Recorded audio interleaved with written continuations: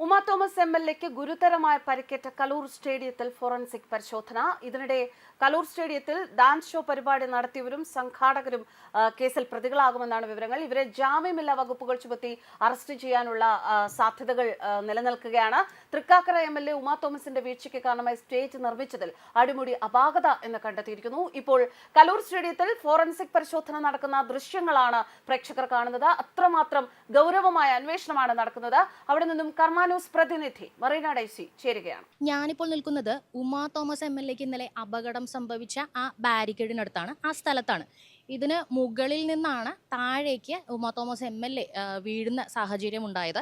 ഇവിടെ ഇപ്പോൾ ഫോറൻസിക് പരിശോധന നടന്നുകൊണ്ടിരിക്കുകയാണ്. അതുകൊണ്ട് തന്നെ നമുക്ക് അകത്തേക്ക് കയറി വിഷ്വൽസ് എടുക്കാനുള്ള പെർമിഷൻസ് ഇല്ല.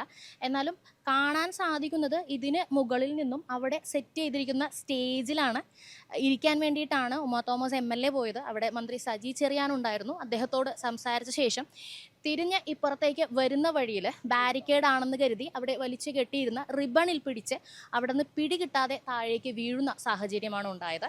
ഇപ്പോഴും എംഎൽഎയുടെ ചെരുപ്പൊക്കെ അവിടെ ഉണ്ട്. പക്ഷേ സുരക്ഷാ പരിശോധനകൾ നടന്നുകൊണ്ടിരിക്കുന്നത് കൊണ്ടും എന്തൊക്കെയാണ് സംഭവിച്ചത് എന്നതിനെ പറ്റിയിട്ടുള്ള പോലീസ് അന്വേഷണം നടന്നുകൊണ്ടിരിക്കുന്നത് കൊണ്ടും നമുക്ക് കൂടുതൽ വിവരങ്ങൾ ശേഖരിക്കാനായിട്ട് ഇതിനകത്തേക്ക് കയറുക സാധ്യമല്ല. എംഎൽഎയുടെ ആരോഗ്യ നില എന്ന് പറയുന്നത് ഇപ്പോൾ തൃപ്തികരമാണ് എന്നാണ് അറിയാൻ കഴിഞ്ഞിരിക്കുന്നൊരു വിവരം. മെഡിക്കൽ ബുള്ളറ്റിൻ പുറത്ത് വരുന്നതേ ഉള്ളൂ. അതുകൂടി ലഭിക്കുമ്പോഴേക്ക് എന്താണ് യഥാർത്ഥ അവസ്ഥ എന്ന് ചിന്തിക്കാൻ കഴിയും.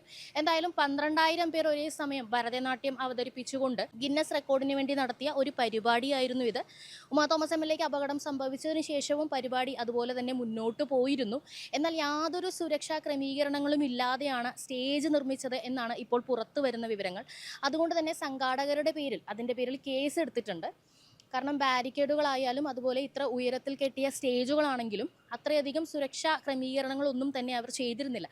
അതുപോലെ നമ്മൾ വീഡിയോയിൽ കണ്ടതാണ്, ഉമാ തോമസ് എംഎൽഎ താഴേക്ക് വീണതിന് ശേഷവും അവിടെ ഓടി വന്ന് ഹെൽപ്പ് ചെയ്യാനായിട്ട് ഒരു മെഡിക്കൽ ടീമോ ഒരു പാരാമെഡിക്കൽ ടീമോ ഒന്നും തന്നെ സംഘാടകർ ഇവിടെ അറേഞ്ച് ചെയ്തിരുന്നില്ല. നിലവിലിവിടെ കണ്ടുകൊണ്ടിരുന്ന ആളുകളാണ് ഓടി വന്ന് കയ്യിലും കാലിലും ഒക്കെ തൂക്കി പിടിച്ച് എംഎൽഎയെ കൊണ്ടുപോകുന്നത്.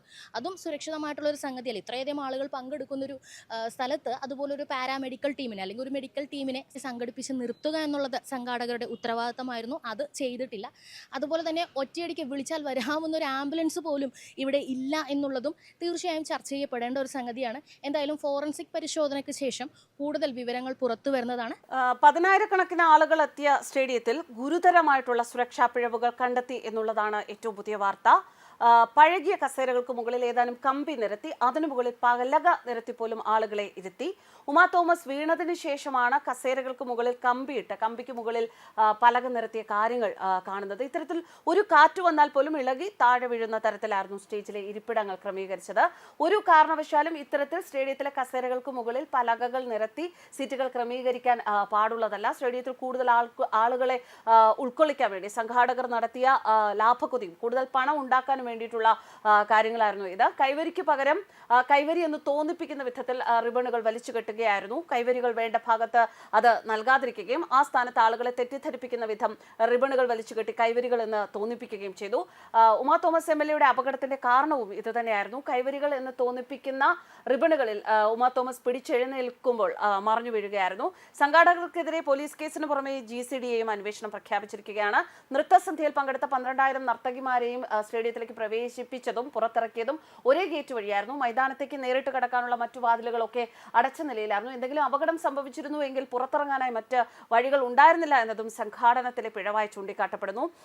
ISL ഉൾപ്പെടെ നടക്കുമ്പോൾ കനത്ത സുരക്ഷ ഒരുക്കുന്ന ഒരു സ്റ്റേഡിയത്തിലാണ് 1-ാം നിലയിലെ 13 നിര കസേരകൾക്ക് മുകളിൽ സ്റ്റേജ് നിർമ്മിച്ചത്. ഈ കസേരകൾക്ക് മുകളിൽ കമ്പികൾ ഉറപ്പിച്ച ശേഷം അതിൽ പലക ഇട്ടായിരുന്നു സ്റ്റേജ് നിർമ്മാണ സമയത്ത് തന്നെ ഇത് പാടില്ല എന്ന് ചൂണ്ടിക്കാട്ടിയത് ഇന്ന് രാവിലെ സ്റ്റേഡിയത്തിൽ പരിശോധന നടത്തിയ GCDA എഞ്ചിനീയർമാർ പറയുന്നു. News desk Karma news.